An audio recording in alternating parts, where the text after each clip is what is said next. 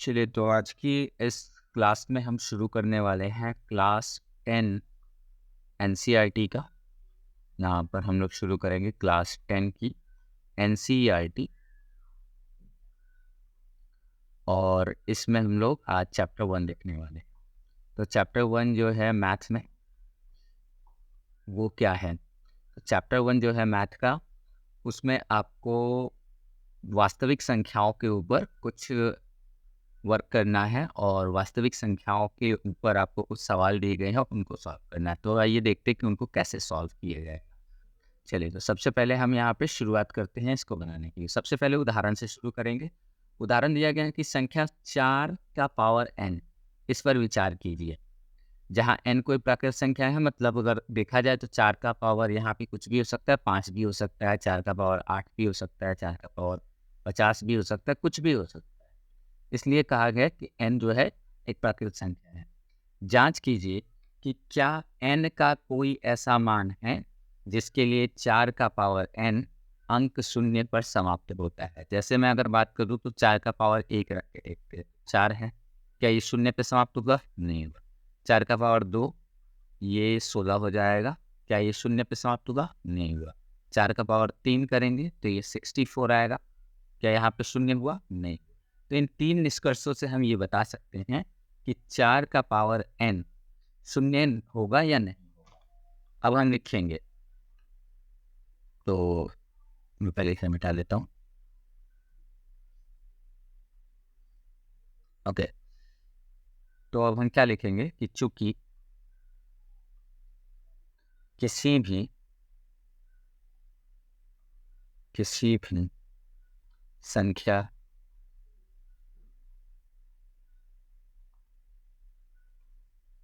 के को किसी भी संख्या को वर्ग करने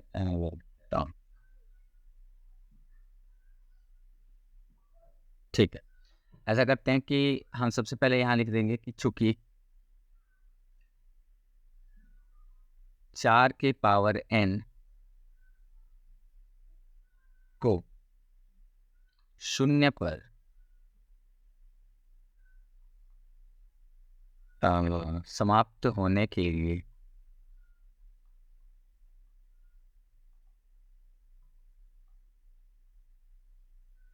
लिए एक संख्या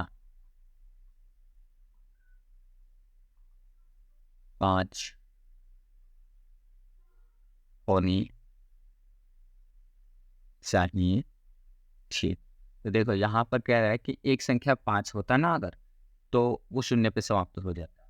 जैसे अगर हम लिखें कि 2 × 5 और इसका पावर n करें तो ये संख्या 0 पर समाप्त हो जाएगी। लेकिन 4 को जब हम लिखते हैं तो यहाँ पे 4 को हम क्या लिख सकते हैं? हम लिख सकते हैं 2 × 2, जो कि जिसका पावर n करने पे ये 0 पे कभी समाप्त नहीं होगा। ठीक है, तो हमें ये बात लिख देनी है कि 4 का पावर n जो है वो शून्य पर समाप्त होगा यदि उसके गुणनखंड में एक संख्या 5 है। ठीक है, तो ये लिख देनी थी। बस इससे ज़्यादा और कुछ नहीं है, आपको बस जांच करना था उसमें। ठीक है, आई होप आपको समझ में आ गया होगा कि 4 का पावर n हो या 8 का पावर n दिया हो, तो वो शून्य पर कभी समाप्त नहीं होगा, क्योंकि उसमें एक गुणनखंड के रूप में 5 चाहिए और 5 इसमें है नहीं। ठीक है, तो 4 के जो गुणनखंड है आप ऐसे भी लिख सकते हो कि 4 के गुणनखंड 4 के गुणनखंड क्या क्या है? तो 1 है, 2 है और 4 है। ठीक है, तो ये इसके गुणनखंड है, 1 है, 2 है और 4 है। तो हम लिखते हैं कि चूंकि किसी संख्या का घात करने पर वह शून्य पर समाप्त होगा यदि उसका एक गुणनखंड शून्य हो। सर 5 शून्य लिखता हूं।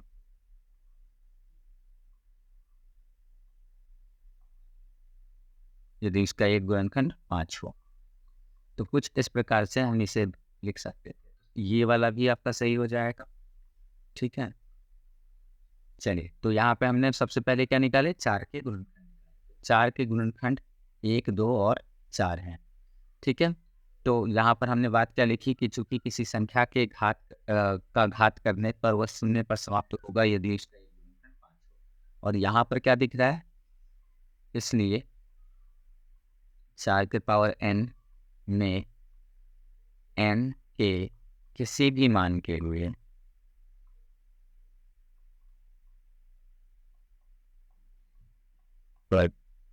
संख्या शून्य पर समाप्त नहीं।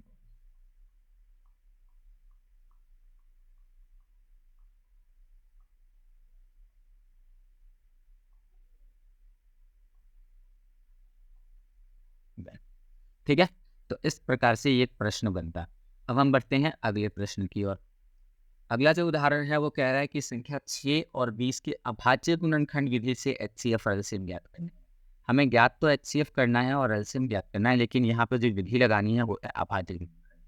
अभाज्य गुणनखंड विधि कैसे लगाते हैं हम, आइए लगाते हैं। तो सबसे पहले संख्याओं का अभाज्य गुणनखंड लेंगे, तो हल लिखेंगे यहाँ पर और लिखेंगे संख्याओं का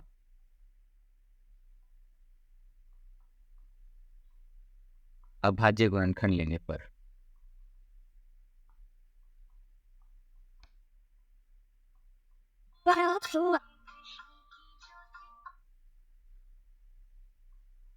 लेने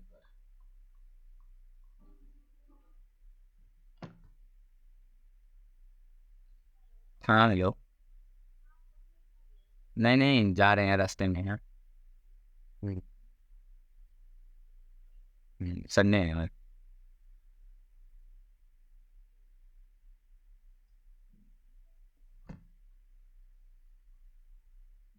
तो संख्याओं का अभाज्य गुणनखंड लेने पर, ठीक है।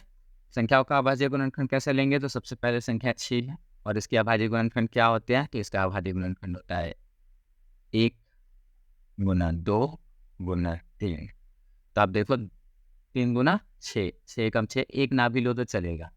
उसके बाद 20 के अभाज्य गुणनखंड क्या होंगे, 20 का गुणनखंड 1 होगा, 1 में 2 से गुना किया 2 हो जाएगा, 2 गुना 4 हो जाएगा, 4 पचे 20 हो जाएगा। अब देखो ये जिसको नहीं लेने आता है वो ऐसे कर सकता है कि 20 को यहाँ लिखो और इसका एलसीएम निकालो।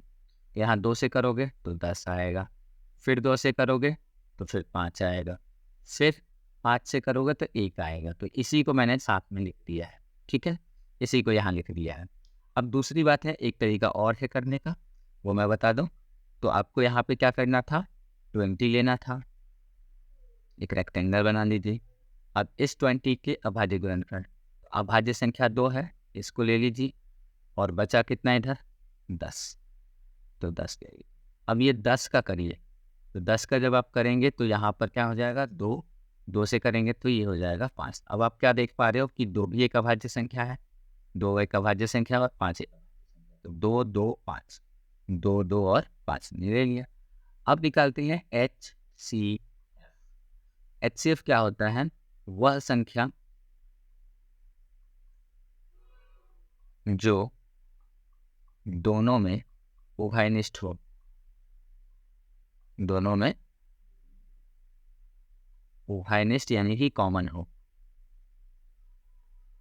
वह संख्या जो दोनों में उभयनिष्ठ हो। तो क्या है दोनों में उभयनिष्ठ, तो हम देख पा रहे हैं कि 1 है और 2 है, बराबर 2 हो गया, ठीक है। और एलसीएम क्या होता है, एलसीएम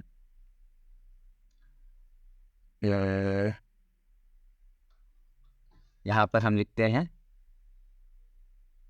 वह संख्या जो दोनों में हो, दोनों तीनों इस सब में हो, ठीक है, दोनों में हो। तो वो संख्या जो दोनों में है वो क्या है, 1 है, 1 लिख दिया, 2 है, दोनों में 2 लिख दिया, ठीक है। अच्छा है, फिर 3 है तो 3 भी लिख लिया। तो सभी संख्याओं को लिखना है, फिर ये 2 और 5 भी बच गया तो इसको भी लिख लो, 2 और 5 भी लिख लो, मतलब सबको लिख लेना है। हाँ, बस जो दोनों में कॉमन हो उसको छोड़ के सबको लिख लेना है। कहने का मतलब ये है कि एलसीएम में हम क्या करते हैं ना, कि अगर कॉमन मिला तो एक बार लिखेंगे और कॉमन नहीं मिला तो एज इट इज लिख देंगे। तो ये हमने कैसे लिखा, तो देखो एक एक मिला दिया, दो दो कर दिया, फिर 3 से मिला नहीं तो 3 ऐसे ही उतार दिया, 2 और 5 ऐसे ही उतार दिया। तो ये काम आपको करना होगा एलसीएम में। अब देखो क्या हो जाएगा, तो 5 दूना 10, 30, 3 ना 60, तो यहाँ एलसीएम हमारा 60 है। ये आंसर होगा हमारा। एचसीएफ कितना आएगा, 2 आएगा, और एलसीएम कितना आएगा। चलिए, आई होप आपको ये समझ में आ गया होगा। अब आगे बढ़ते हैं। तीसरा प्रश्न है कि अभाज्य गुणनखंड विधि द्वारा 96 और 404 का एचसीएफ ज्ञात करना है। तो यहाँ पर आपको 96 का और 404 का एचसीएफ ज्ञात करना है। कैसे करोगे, देखिए एचसीएफ और एलसीएम दोनों ज्ञात करना है। तो सबसे पहले हम हल लिखेंगे। यहाँ पर क्या लिखेंगे, अभाज्य गुणनखंड करने पर संख्याओं का अभाज्य गुणनखंड करने पर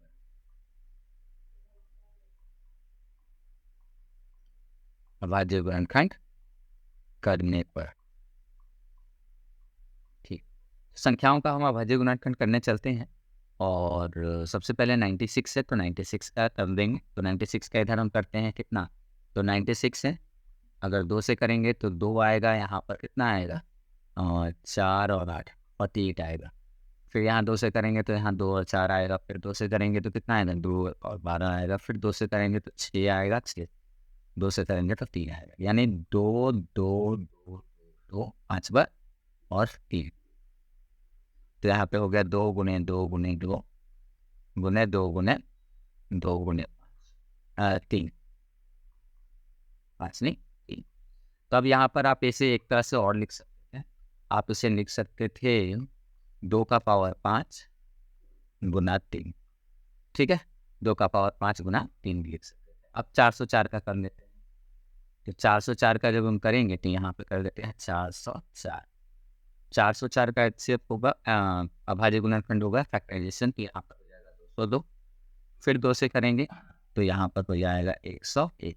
101 किसी के टेबल से जाएगा क्या, तो नहीं, 101 प्राइम नंबर है, तो हम यहाँ लिखेंगे 2 गुना 2 गुना 101। और इसे हम एक तरह से और लिख सकते थे 2 का पावर 2 गुना 100। अब देखो एचसीएफ में ना हम दोनों में कॉमन लेते हैं और छोटी पावर को लेते हैं। दोनों में कॉमन है 2 और उसकी छोटी पावर कितनी है 2, तो हम इसमें से 2 का पावर 2 ले लेंगे। और कुछ कॉमन है नहीं, तो एचसीएफ जो होगा वो 4 हो जाएगा। एलसीएम की अगर मैं बात करूँ तो बड़ी पावर को लेते हैं और जो छूट गया है उसको भी लेते हैं, मतलब हर नंबर की सबसे मैक्सिमम पावर को लेते हैं। तो जैसे 2 है, यहाँ पे 2 का पावर 2 है, 2 का पावर 5, तो हम 2 का पावर 5 लेंगे। हम यहाँ पे क्या लेंगे, 2 का पावर 5 लेंगे। एलसीएम में खासकर हम लेंगे 2 का पावर 5 गुना 3 का पावर तो कहीं है नहीं तो 3 ही ले लेंगे, और 101 भी कहीं है नहीं तो 101 ही ले लेंगे। अब इन तीनों को मल्टीप्लाई करा देंगे। 2 का पावर 5 होता है 32 गुना 3 गुने 101, 32 यहाँ होता है 96 और गुना 101 यानी 96 मल्टीप्लाई 101। और इसको हम क्या कर देंगे, मल्टीप्लाई करेंगे तो 96 होगा 96 आएगा, ठीक है, ये आंसर होगा। चलिए, तो ये आंसर हो गया हमारा, समझ में आया होगा आपको। उतार लीजिए इसे, आगे बढ़ते हैं। उदाहरण नंबर 4 करेंगे कि संख्या 6, 72, 120 का अभाज्य गुणन की विधि द्वारा एचसीएफ और एलसीएम ज्ञात करना। सेम तरीका है, हल करेंगे संख्याओं का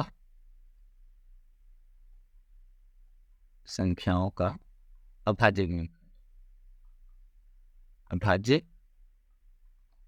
गुणनखंड। संख्याओं का अभाज्य गुणनखंड क्या है, 6 का अभाज्य गुणनखंड आप डायरेक्ट लिख सकते हो 2 गुना 3, ठीक है। 72 का तो 8 नंबर 72 होता है, तो 2 गुने 2 गुने 2 गुने 3 गुने 3। अब देखो 2 दूना 4, 4 दूना 8 हो गया, और 3 3 9 हो गया, 8 नंबर 72 हो गया, 72। अब 120 का क्या लिखोगे, तो 15 56 15 8 बार में होगा, ठीक है। तो ऐसा करते हैं 2 गुने 2 गुने 2 गुने 3 गुने 5, ये करके देखो तो 120 आता है कि नहीं। ये मैं डायरेक्ट कर रहा हूँ, आप उस मेथड से कर सकते हो। तो 2 दूना 4, 4 दूना 8, 8 या 24, 120 ठीक ना हो जाएगा। अब ये मैंने कैसे सोचा 120, तो मैंने देखा कि 15 और 8 में 120 आ रहा है। 15 को तोड़ा मैंने 3 गुने 5 में, और 2 को तोड़ा मैंने 2 2 2। होगी इस तरह से। तो ये भी एक तरीका है अभाज्य गुणनखंड निकालने का। खैर, अब हम इसे पावर के फॉर्म में लिखते हैं, तो इसको हम लिख सकते हैं 2 का पावर 1 इंटू 3 का पावर 1। इसको हम क्या लिख सकते हैं 2 का पावर 3 इंटू 3 का पावर 2। इसको हम क्या लिख सकते हैं 2 का पावर 3 इंटू 3 का पावर 1 इंटू 5 का पावर। अब निकालना है हमें HCF क्या होता है, जो दो सब में कॉमन हो। तो सब में कॉमन मुझे 2 2 2 दिख रहा है, लेकिन सबसे हाईएस्ट पावर लोएस्ट पावर क्या है इसकी, तो 2 2 की सबसे लोएस्ट पावर 1, तो वही ले लेंगे। फिर 3 3 3 तीनों में कॉमन दिख रहा है, तो वो भी ले लिया। 3 की लोएस्ट पावर क्या है, तो 1 है, 1 यानी 6 हो गया इसका क्या, HCF। एलसीएम की बात करें तो हाईएस्ट पावर को लेना है, एलसीएम में आपको हाईएस्ट पावर लेना है और सबको लेना है। तो 2 की हाईएस्ट पावर कितनी है, 3 है, तो 2 की हाईएस्ट पावर 3 ले ली। और 3 की हाईएस्ट पावर कितनी है, 3 की हाईएस्ट पावर 2 है। और 5 की हाईएस्ट पावर कितनी है, 1। सबको ले लिया हमने, बस हाईएस्ट पावर लिया। तो ये हो गया कितना, 8 गुना 9 गुना 5 यानी 360। तो ये हमारा हो गया कितना, 360। तो आई होप आपको ये सारी चीज़ें क्लियर हो रही हैं। चलिए अब नेक्स्ट क्वेश्चन की ओर बढ़ेंगे। अगला प्रश्नावली हमारा शुरू हो गया है, और प्रश्नावली 1.1 में सारे क्वेश्चन वही होंगे जो आपने एक्सरसाइज में बनाए। एक्सरसाइज में आपने जैसे एक्सरसाइज में कह रहा हूँ, एग्जाम्पल्स में आपने एग्जाम्पल में जैसे क्वेश्चंस बनाए हैं वैसे क्वेश्चंस आपको सेम यहाँ पे बनाए। अब बता रहा है कि निम्नलिखित संख्याओं को अभाज्य गुणनखंड के गुणनफल के रूप में व्यक्त कीजिए। सिंपल है। सबसे पहले हम लिखेंगे हल, और पहला क्वेश्चन है हमारा 140। अब इस 140 को अभाज्य गुणनखंड के रूप में लिखना है, तो आप यहाँ पे लिख लो 140, बॉक्स में बंद कर लीजिए। ये करके दिखाना ज़रूर, ठीक है। यहाँ पर आप 2 ले लो, तो 2 जैसे ही आप करोगे इधर कितना आएगा, तो इधर आएगा 70, तो आप यहाँ पे कर दो 70। फिर से 2 कर दो, तो जब तक देखो 2 एक अभाज्य संख्या है, सबसे छोटी अभाज्य संख्या 2 है, इसलिए पहले 2 से ही। अब 35 आया, तो ना 3 से कटेगा, ना 4 से, ना 5 से। 5 से सीधा नहीं लिखते, 5 से कट जाएगा। 5 से कटेगा कितनी बार में, 7। अब इससे ज़्यादा ये नहीं डिवाइड हो सकता है, तो हमारे जितने अभाज्य संख्या हैं उनको लिख लीजिए।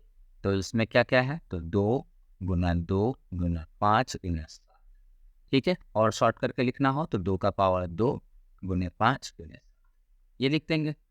हो गया हमारा आंसर, इसी रूप में लिखना था। अब आगे बढ़ते हैं नेक्स्ट क्वेश्चन की ओर। तो अगला हम लोग ये बनाएंगे सेकंड क्वेश्चन। तो सेकंड क्वेश्चन हमारा क्या है, 156। तो 156 को फिर से वही करेंगे, 156 लिखेंगे। उसके बाद में हम इसको 2 से डिवाइड करेंगे। 2 से डिवाइड करते हैं, ये कितना हो जाएगा, 7 गुना 14 8 में 78 हो जाएगा। फिर 2 से डिवाइड करेंगे अगर, तो 2 से डिवाइड जब हम करेंगे तो ये हो जाएगा 39 हो जाएगा। और फिर इसको 2 से तो डिवाइड कर नहीं पाएंगे, 3 से डिवाइड करते हैं। 3 से डिवाइड करते हैं, तो 3 से डिवाइड करेंगे तो 1 और 3 आएगा, 13। अब नहीं जाने वाला ये, तो इसको हम क्या लिखेंगे, इसको लिखेंगे 2 गुना 2 गुना 3 गुना 13, ठीक है। और शॉर्ट करके लिखेंगे 2 का पावर 2 गुना 3 गुना 13, डन। तो ये भी हमारा हो गया। अब आते हैं थर्ड क्वेश्चन की तरफ। थर्ड क्वेश्चन है हमारा 3825। तो थर्ड क्वेश्चन हम बनाएंगे 3825। इसका अभाज्य गुणनखंड करते हैं। तो इसका अभाज्य गुणनखंड करने के लिए आपको 3825 यहाँ लिख देना है। हाँ, आपको एक डिवीज़न रूल पता होना चाहिए। डिवीज़न रूल क्या होता है कि किस संख्या में 2 से भाग लगेगा, किस में 3 से लगेगा। जैसे इसमें 2 से भाग नहीं लगेगा बिकॉज लास्ट का अंक 5 है, और इसमें 2 से भाग नहीं लग सकता। तो हम 3 से ट्राई करते हैं। 3 से ट्राई करने का तरीका ये होता है कि सारे अंकों को जोड़ के देखो।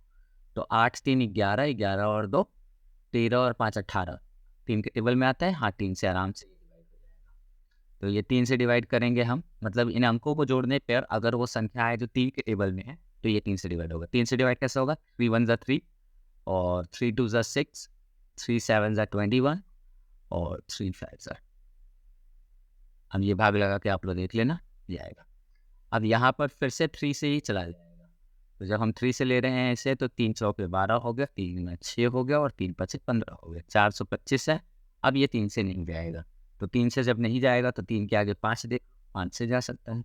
हाँ, 4 नहीं लेना है क्योंकि 4 एक अभाज्य संख्या नहीं है, याद रखो।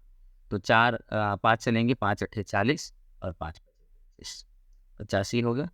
फिर 5 से करेंगे तो कितना आएगा 17। अब नहीं कटेगा क्योंकि 17 एक अभाज्य संख्या है और 5 की क्या है अभाज्य संख्या है।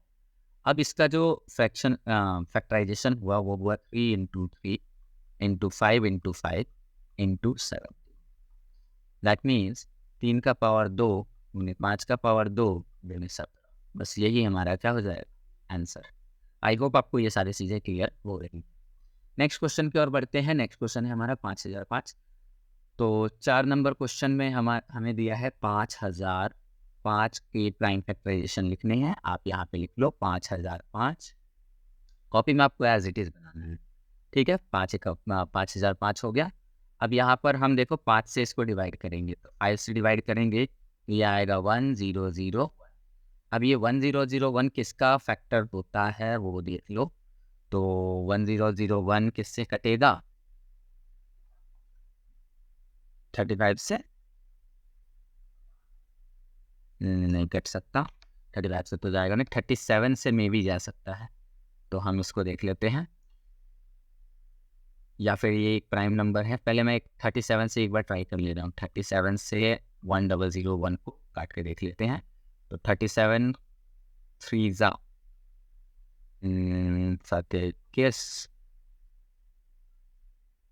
और 3 3 9 और क्या 111 आ रहा है। ज़्यादा हो जाएगा 3 बार में, 2 बार में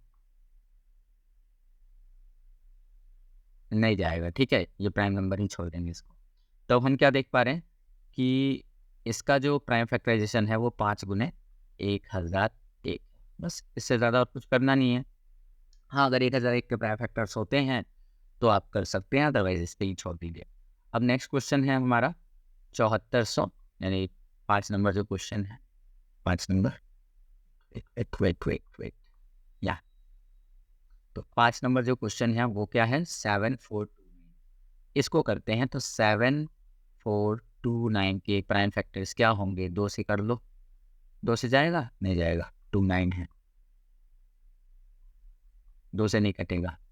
तो अब ये 2 से नहीं अगर कट रहा है तो किससे कटेगा। तो हम देख रहे हैं 7 2 9 4 नहीं कट रहा है। 11 से देखते हैं, 11 से 66 और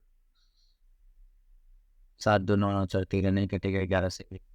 तो हम सीधा किससे काटते हैं 7 से काटेगा। 7 एकदम 7 हो जाएगा, 7 नहीं कटेगा 7 से भी। 8 से नहीं कटेगा, 9 से नहीं कटेगा, 13 से 13 5 65 और 5 और 4 9 इस पे गया 91 और थम नहीं कटेगा। 19 से कटेगा क्या वो देख लेते हैं, या 17 से कहीं देख लेते हैं, 17 में कहीं देता हूँ 68 6 बचा इस पे गया 51 52, हाँ 17 से कर जाएगा। तो हम इसको 17 से काट रहे हैं। तो 17 से जैसे ही हम इसको काटेंगे देखो 17 51 17 चौके 68 हो जाएगा। 68 में से कितना बच गया 74 है ना, तो 68 69 70 और 4 74 6 बच जाएगा, इस पे गया 62। तो 17 51 17 51 ये 52 बन गया था, 62 बन गया था। तो 17 51 11 बचा 17 17 119। चलो 437 बार में ये गया। अब हम देखते हैं कि क्या ये वापस से 17 से कट सकता है क्या। 17 दूना 34 और यहाँ बचेगा कितना 9 नहीं कटेगा 17 से। 19 से अगर ये कट जाए तो फिर काम हो जाता अपना। तो यहाँ पर ये देख लेना है कि 19 दूना 38 और बचेगा कितना 5 या 57। 19 से कट जाएगा, 19 है तो 19 का 19 19।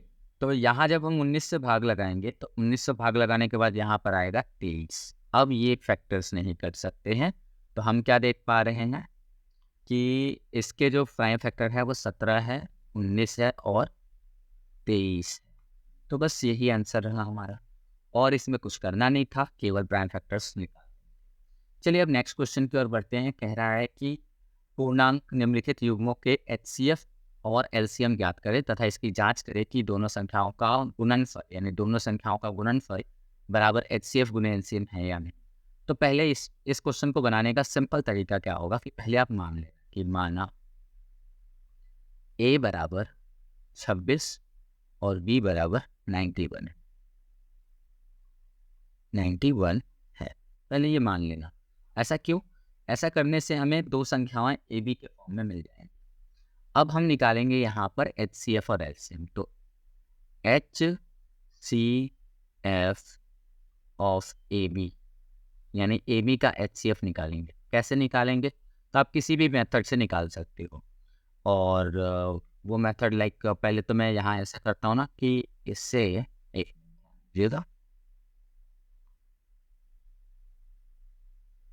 इसे नीचे ले लेता हूँ और यहाँ पे पहले मैं फैक्टर्स निकाल लेता हूँ। ठीक है, तो 26 a बराबर जो 26 है, इसके प्राइम फैक्टर्स क्या होंगे? इसके प्राइम फैक्टर होंगे 2 गुने 13। इससे ज़्यादा तो होगा नहीं, है ना? क्योंकि देखो 26 जो है वो a इज इक्वल टू 26 है, 13 दूना 26 होता है, तो 2 में 13 का मल्टीप्लाई कराओगे तो हो जाएगा। b इज इक्वल टू 91 है, तो 13 सत्ते 91 होता है, तो 7 इंटू 13 हो जाएगा, 13 सत्ते 91। अब ये सब के सब प्राइम नंबर्स होने चाहिए, तो HCF कितना हो जाएगा? HCF ऑफ AB बराबर जो दोनों में कॉमन हो 13 है, और LCM क्या हो जाएगा? LCM ऑफ AB, LCF लिखा रहा है, LCM ऑफ AB ये क्या हो जाएगा? तो ये हो जाएगा जो दोनों में कॉमन है वो, जो किसी में कॉमन नहीं है ना? तो 13 दूना 26, 26 सत्ते कितना हो जाएगा? 742 का 2 हो जाएगा। हाँ जी, 4 चला जाएगा और 7 में 14 और 4 18, 182। ठीक है, तो 182 आ रहा है इसका LCM। अब सिद्ध करना है, यहाँ पे लिख लेते हैं हम, सिद्ध करना है। क्या सिद्ध करना है जी?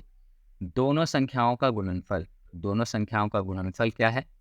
A इंटू B बराबर है HCF इंटू LC, यही सिद्ध करना है।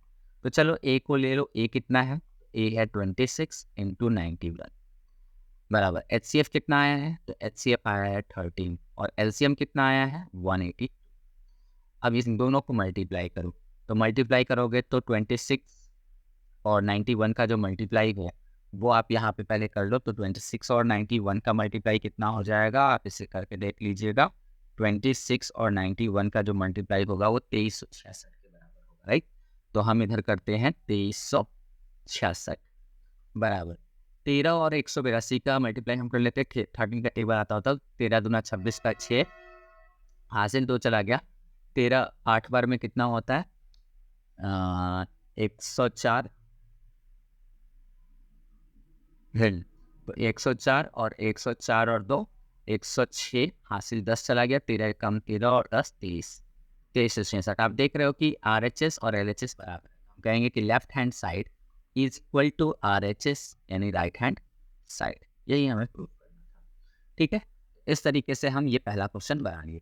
अब दूसरे क्वेश्चन की ओर चलते हैं। दूसरा क्वेश्चन हमारा कहता है, दूसरा क्वेश्चन कहता है कि सेम वही काम करना है आपको दोबारा। तो इस बार आप हल में क्या मानोगे? इस बार हल में आपको लेना है हल, माना A बराबर 510 है तथा B बराबर 92 है। अब इनके अभाज्य गुणनखंड लिख लो। A के अभाज्य गुणनखंड क्या होंगे? 510 के अभाज्य गुणनखंड क्या होंगे? हाँ, तो 510 के अभाज्य गुणनखंड जो होंगे वो कितने हो जाएंगे? आप कहीं पे करके देख लो। 510 17 51 है ना? हाँ, तो 3 से पहले कटेगा 17 बार में, फिर 2 से भी काट लो, कोई दिक्कत नहीं है। तो 2 से काटेंगे तो ये कितना हो जाएगा? 8 दूना 16 85। फिर हम यहाँ पर कितने से काट देते हैं? ऐसे 5 से काटेंगे तो ये आ गया 2 गुना 3 गुना 5 गुने 17। ठीक है, 17 25 85, 17 51 और 5 हो गया। अब B का अगर हम निकाले तो B जो है वो 92 कैसे आएगा? तो 2 से करेंगे तो आएगा 46, 46 को 2 से करेंगे 23 आ जाएगा। 2 इंटू 2 इंटू 23। अब यहाँ पर HCF फाइंड आउट कर लेते हैं। अब आपको HCF निकालने आ गया होगा जो दोनों में कॉमन है, तो दो दो दोनों में कॉमन है और बाकी कोई कॉमन नहीं है, तो HCF तो 2 हो गया। LCM क्या होगा? LCM जो दोनों में कॉमन है वो एक बार लिखो और जो किसी में नहीं है वो फिर से लिखो। तो 2 गुने 2 गुने 3 गुने 5 गुने 17 गुने 23, ये इसका क्या हो गया? LCM। अब देखो इतनी बड़ी संख्या को कैसे मल्टीप्लाई करेंगे, तो उसके लिए सबसे पहले आप 5 और 2, 5 दूना 10, 10 दूना 20 और 20 या 30 कर लो। ठीक है, 20 या 30 कर लिया और 17 या 51 यानी 510। तो मैंने 510 गुने 23 लिख दिया। अब पूरा गुना मत करना, देखो पूरा गुना करोगे टाइम वेस्ट होगा। तो मैंने देखो सबसे पहले छोटे छोटे संख्याओं को किया। कैसे? तो 5 का 2 से मल्टीप्लाई किया 10, 10 का 2 से किया 20, 20 का 3 से किया 20 का 3 से किया। अच्छा, गलती हुआ है क्या यहाँ पे? रुक जाना एक सेकंड, फिर से देखते हैं, शायद गलती हो गया। तो यहाँ पे हम करते हैं 5 या 15, 15 दूना 30, 30 दूना 60। ठीक है, और 17 17 51, 87, 77 यानी 102 जीरो। अब हुआ 17 6 102 और जीरो बैठा दिया, यानी इन सबका मल्टीप्लाई करके हमें कितना भाई? 1020 गुना 23, इतना ही रहने देंगे। ठीक है, अब हमें जो सिद्ध करना है उसको हम सिद्ध करते हैं। कैसे करेंगे? अब देखो इसको मैंने मल्टीप्लाई नहीं किया, बहुत हो जाता है इसलिए, तो अब सिद्ध करते हैं। सिद्ध करना है,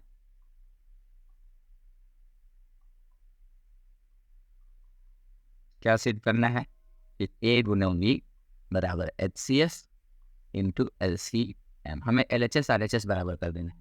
A कितना है? A है 510, B कितना है? तो B है 92 और इधर HCF कितना है? तो HCF 2 आया है। LCM कितना है? तो LCM है 1020 गुने 23। ठीक है, अब हम कुछ ऐसा करेंगे कि ये इसी फॉर्मेट में आ जाए।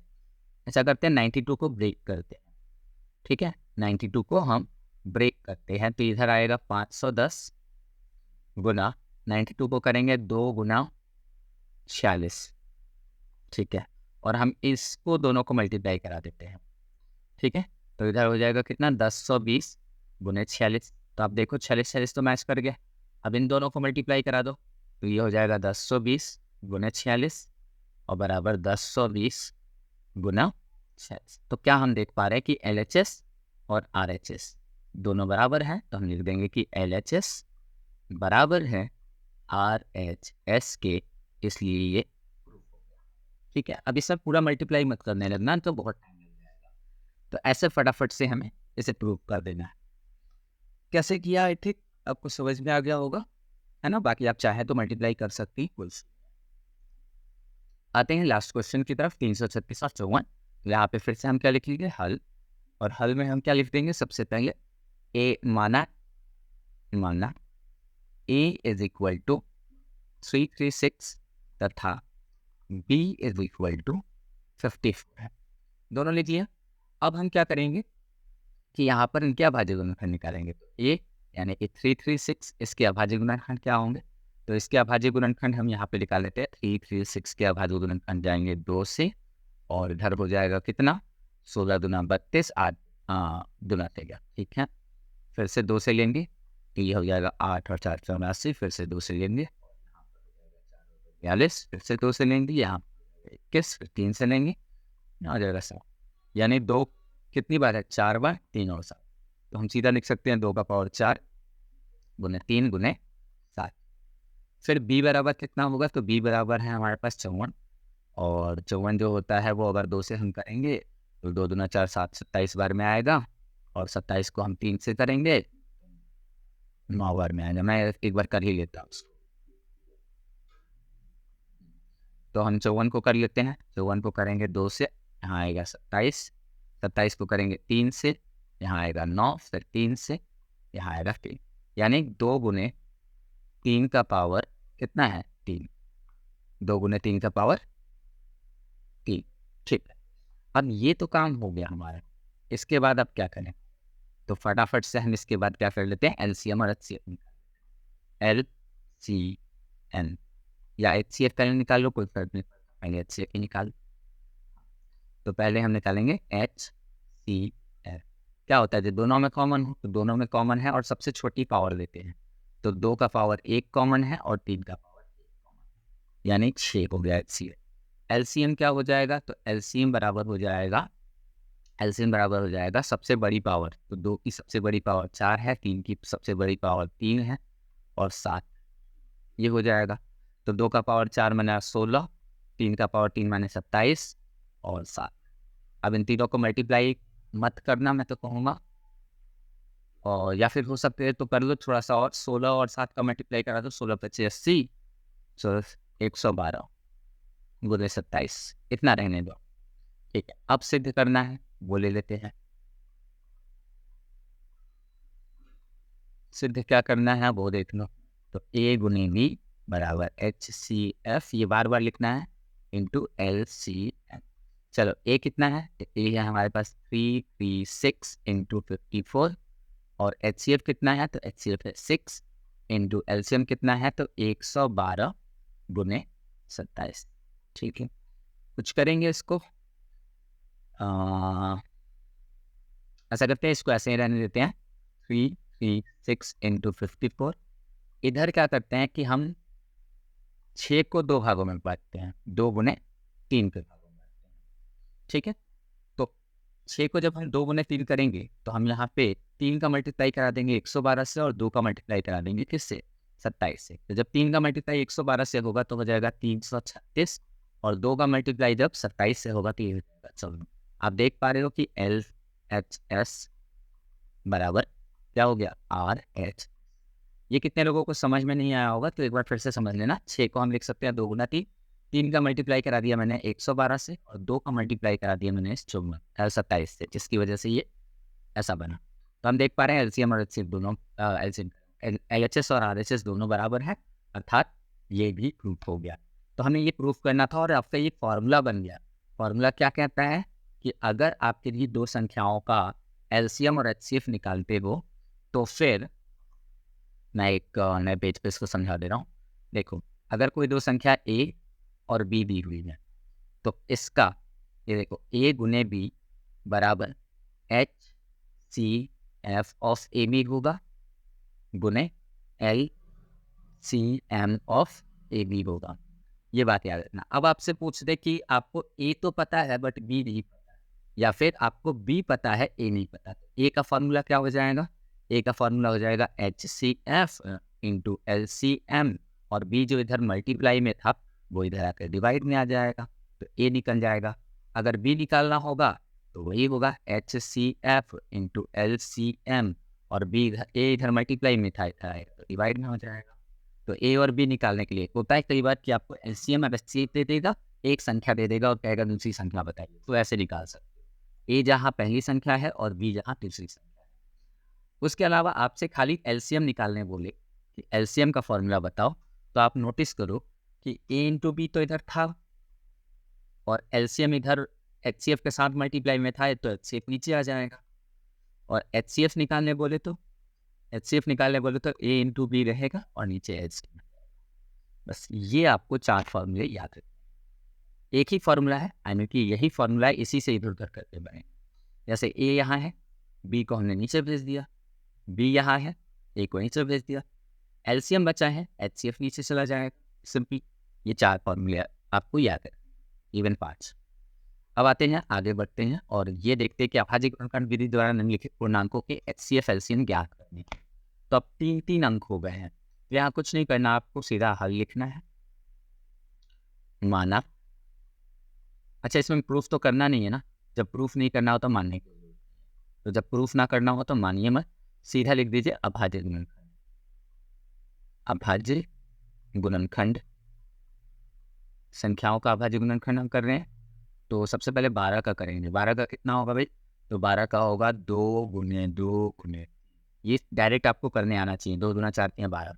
आप मन में सोच लो कि क्या करना है। जैसे 15 है तो 15 मैंने मन में सोच लिया, 5 3 15 होता है, तो 3 की अभाज्य संख्या है 5, और छोटी संख्या पहले लिखेंगे 21, 7 के 21, 3 गुने 7 हो गया, बस बात खत्म। अब यहाँ पर हम एल सी एम निकालते हैं। एलसीएम क्या होता है, जो सब में हो, तो 2 गुने 2 गुने अब 3 तो तीनों में एक एक बार ही है, तो एक ही बार लेंगे, ये नहीं कि सब में से 3 लेने लगे ना। उसके बाद 5 और उसके बाद, तो देखो कहने का मतलब है कि अगर दो बार है एक ही संख्या में, बाकी किसी में नहीं है, तो दोनों बार लेना पड़ेगा। फिर उसके बाद 3 इसमें भी है, इसमें भी है, इसमें भी है, तो एक ही बार लो, 5 और 7 ले लें। अब यहाँ पर कितना हो जाएगा, तो 5 3 15 दूना 30 दूना 60, 7 7 42 7 420। तो इसका आंसर आ गया 420। और HCF जब आप निकालोगे तो HCF जो है तीनों में कॉमन होना चाहिए, तीनों में कॉमन हमें 3 दिख रहा है। ठीक है, आई होप आपको ये समझ में आ गया कि HCF और LCM कैसे निकालना है। तो अब तक हम 2 पे बना देते हैं, अब 3 पे बनाएंगे। नेक्स्ट पेज पर आते हैं और अगला क्वेश्चन हमारा ये। तो अगला है 17 23 और 29। अब 17 23 29 आप याद करो, थोड़ी देर पहले आपने बनाया है। 17 23 29 जो था वो 5005 का था, या किसी और 74 29 का था, या 74 29 का, आई थिंक तो ये था। तो ये किसका था, 74 29। इसका अभाज्य गुणनखंड होता है 17 23 और 29। थोड़ी देर पहले बनाया था, हम चाहे तो चेक भी कर सकते हो, आप चाहे तो मैं एक बार आपको दिखा दूँ कि ये देखो, ये किसका आया था, 17 19 23। एग्जाम्पल में हमने बनाया था 74 29 का। तो अब देखो यहाँ पर जो हमसे पूछ रहा है, इस बात पे चलते हैं कि 17 23 29 के HCF क्या होंगे। तो देखो, चूंकि 17 भी एक प्राइम नंबर है, 23 भी एक प्राइम नंबर है, और 29 भी एक प्राइम नंबर है, तो उसका कोई अभाज्य गुणनखंड तो होगा नहीं। तो इसका HCF डायरेक्टली हम बोल सकते हैं कि इसका HCF 1 हो जाएगा, बिकॉज इन तीनों में कोई कॉमन नहीं है, कुछ भी कॉमन नहीं है। और LCM चूंकि कुछ कॉमन है ही नहीं, तो मल्टीप्लाई कैसे करोगे, तो LCM सीधा हम तीनों का मल्टीप्लाई करा के दिखाते हैं, 17 गुने 23 गुने 29, और ये हो जाएगा आपका 7400। बस दिस इज योर आंसर। ठीक है, तो इस बात को ध्यान रखना। नेक्स्ट पे चलते हैं। अगला जो है वो है 8 9 और 25 को करना है। तो हल करते हैं हम। 8 का क्या होगा, 2 गुने 2 गुने 2, या फिर आप लिख सकते हो 2 का पावर 3। फिर 9 का क्या होगा, तो 9 का होगा 3 गुने 3, या फिर आप लिख सकते हो 3 का पावर 2। और 25 का क्या होगा, 25 का होगा 5 गुने 5, और आप लिख सकते हो इसे 5 का पावर 2। ठीक है, HCF देखने में मिल रहा है कि कोई कॉमन नहीं है, तो जब कोई कॉमन ना हो तो 1 हो जाएगा HCF। और LCM जो होगा वो तीनों में, जब HCF 1 होता है ना, सीधा मल्टीप्लाई कर देना। ठीक है, सारे संख्याओं का मल्टीप्लाई कर देना है, मतलब आपको 8 का 9 का और 25 का मल्टीप्लाई करना है। क्यों, क्योंकि HCF 1 और HCF 1 होने का मतलब है कि इनमें कोई कॉमन नहीं है, इसलिए आपको LCM डायरेक्टली मल्टीप्लाई करके निकाल लेना चाहिए। आप निकालोगे भी तभी यही आएगा। तो 8 9 72 हो जाएगा, या फिर ऐसे करो 25 8 200 होता है, गुना 9 9 दूना 18 हो गया, चलेगा। तो ये 1800 इसका आंसर हो जाएगा। आई होप आपको ये सारी बातें क्लियर हो गई। अब ये क्वेश्चन जो है 4 नंबर, वो क्वेश्चन क्या कहता है, 4 नंबर क्वेश्चन कहता है कि HCF दिया है, LCM ज्ञात करना है। अब यहाँ पर देखो, ये बहुत सारी चीज़ें इसने दी है, केवल HCF ही नहीं दिया है, HCF ऑफ AB दे रखा है, और HCF ऑफ AB कितना दे रखा है, 9। यहाँ A और B का मान भी दिया है, तो आप लिख सकते हो ऊपर दिया है, दिया गया है। अब दिया क्या गया है, HCF ऑफ AB बराबर 9। तो HCF तो हो गया, A का मान कितना दिया है, 306 दिया है, B का मान कितना दिया है, 657 दिया है। और याद करो, मैंने LCM के लिए फॉर्मूला बताया, हम क्या जानते हैं कि A इंटू बी बराबर HCF गुने LCM होता है। अगर LCM को इधर छोड़ दे तो HCF नीचे आ जाएगा, तो LCM बराबर क्या हो जाएगा, A into B upon HCF, यही हो जाएगा फॉर्मूला हमारा। ठीक है, तो अब हम करते हैं, इसलिए LCM of 306, 657 is equal to क्या हो जाएगा, 306 इंटू 657 अपॉन 9, राइट, 9 HCF की जगह हो जाएगा। अब 9 से हम इसमें से किसी को काट सकते हैं, तो 7 से 13 5 18, 9 से कट जाएगा ये, तो 9 से काटेंगे इसको, तो 9 5 45 9 6 54, 9 7 63, और 9 3 27, 73 है, बस मल्टीप्लाई करा दो, हो गया। तो 306 गुने 73, 3, इसको मल्टीप्लाई करा देना, आंसर आ जाएगा। ठीक है, हो गया इतना। अब आगे बढ़ते हैं। जांच कीजिए कि क्या किसी प्राकृत संख्या n के लिए 6 का पावर हल देख लो इसका, 6 का पावर n शून्य पर समाप्त होगा, ऐसा पूछा है।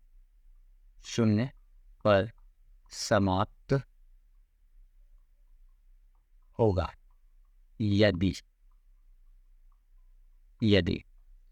6 का एक गुणनखंड 5 हो। ठीक है, 6 का एक गुणनखंड क्या हो? 5।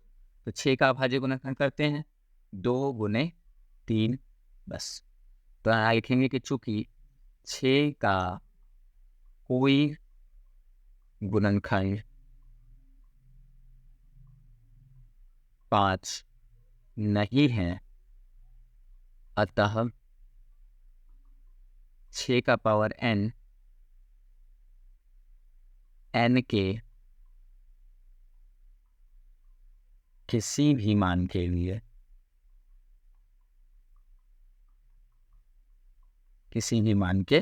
लिए संख्या 0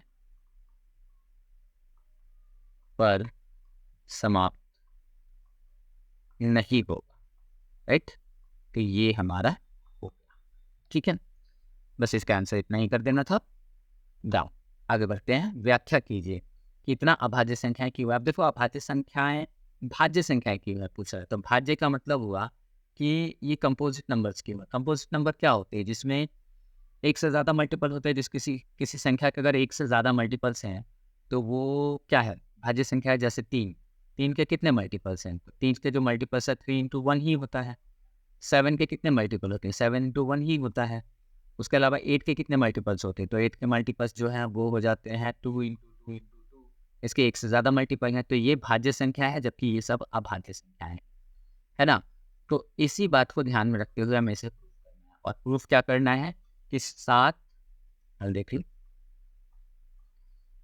7 × 11 × 13 + 13, ठीक है, और 6 7 × 6 7 × 6 × 5 × 4 3 × 2 × 1 और प्लस में 5। ये भाज्य कैसे हैं? तो आप पहले ना इसमें से 13 कॉमन निकालो। तो 13 कॉमन निकालोगे तो 13 हो जाएगा, और इधर कितना हो जाएगा? तो 13 और इधर हो जाएगा 7 × 11। ठीक है, 7 × 11 हो जाएगा, और प्लस 1 भी होगा। 7 × 11 + 1 हो जाएगा। फिर यहाँ पर देखेंगे तो यहाँ पर हमें क्या निकालना है? कॉमन, 5 कॉमन निकालना है, क्योंकि 5 दोनों में है। तो 7 × 6 × 4 × 3 × 2 × 1 और जोड़ 1 क्यों? क्योंकि 5 कॉमन निकल गया है। अब हम देखेंगे तो 13 गुना ये 11 × 7 = 77 और 78 हो गया। ठीक है, और यहाँ पर हम क्या देख पा रहे हैं कि 5 हो गया गुना, तो 7 × 6 = 42, 42 चौका कितना हो जाएगा? ऐसा करते हैं कि इसको ठीक से मल्टीप्लाई कर लेते हैं हम, तो 7 × 6 = 42 हो जाएगा। ठीक है, उसके बाद हमारा मल्टीप्लाई होगा 4 × 3 = 12, 2 × 24, 24 और जोड़ 1 से, है ना। इन दोनों का मल्टीप्लाई करा के 1 जोड़ दोगे। अब यहाँ पर हम क्या बता सकते हैं कि चूंकि इन संख्याओं के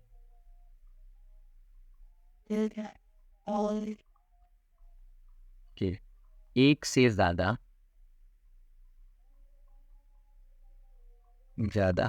गुणनखंड हैं, अतः ये भाज्य संख्याएं होंगी।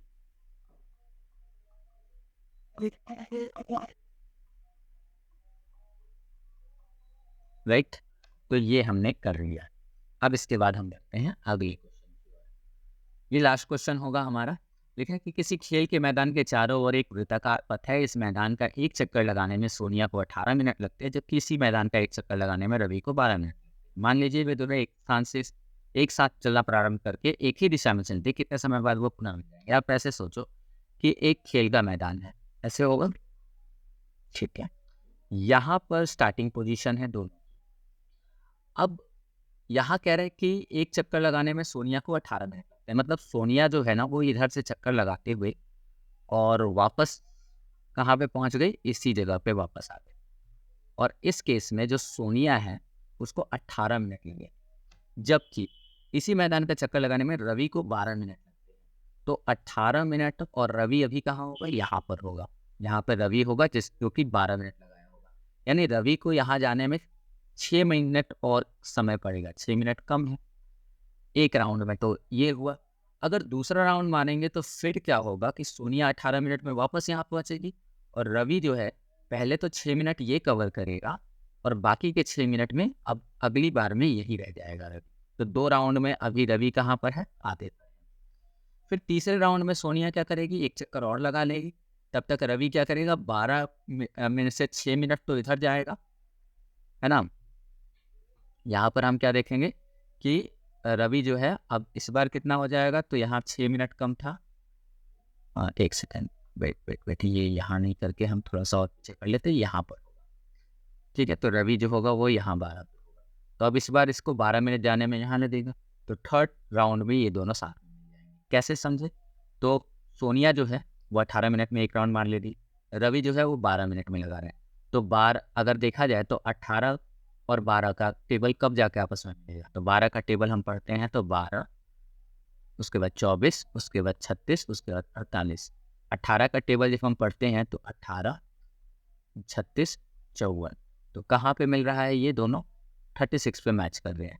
मतलब रवि के 3 राउंड होंगे और सोनिया के 2 राउंड होंगे और ये दोनों एक बार में इक्वल हो जाएंगे, ठीक है। तो इसने पूछा कितने समय बाद, तो सिर्फ 36 मिनट हो जाएगा। लेकिन इसको जब सिस्टमैटिकली हम बनाएंगे तो सिस्टमैटिकली बनाने के लिए सिंपली हम क्या करेंगे, ये रहने देता हूँ। सिस्टमैटिकली बनाने के लिए हम दोनों का HCF ज्ञात कर देंगे। तो हम करेंगे हल, यहाँ हमें HCF नहीं LCM निकालना होगा। दोनों के द्वारा लिए गए समय का LCM ज्ञात करना होगा, ठीक है। यहाँ हमें दोनों द्वारा लिए गए समय का LCM ज्ञात करना होगा, इसलिए LCM ऑफ 18 एंड 12 क्या हो जाएगा, तो LCM ऑफ 18 एंड 12 हो जाता है सीधा 36। कैसे होगा, तो आप ऐसा करते हैं, इसको नीचे लिख लेते हैं, यहाँ पे निकाल दो। 18 का क्या होता है भाज्य गुणनखंड, 2 गुने 3 गुने 3, यानी 2 गुने 2, 3 का पावर 2। और 12 का क्या होता है, तो 12 का होता है 2 गुने 2 गुने 3, यानी 2 का पावर 2 गुने 3। अब LCF क्या होता है, LCM क्या होता है, सबकी हाईएस्ट पावर ले लो, तो 2 की हाईएस्ट पावर 2 है, 3 की हाईएस्ट पावर 2 है। 2 दूना 4, 3 तिया 9, नीचों का 36। तो LCM कितना निकल गया, मतलब ये 36 मिनट बाद आपस में आकर मिल जाएंगे। तो आप इसे समझ लो कि तीसरे राउंड में रवि जो होगा वो उसी पॉइंट पे होगा जिस पॉइंट पे स्टार्ट किया था, और सोनिया 2 राउंड में वहीं पे रहेगी, 36 पर में रहना, राइट, 36 मिनट में आ जाएगा। आई होप आपको ये पूरा एक्सरसाइज समझ में आ गया होगा। और इस पूरे एक्सरसाइज में मैंने आपको प्रश्नावली 1.1 और उसके जितने एग्जाम्पल थे वो सारे करा दिए हैं।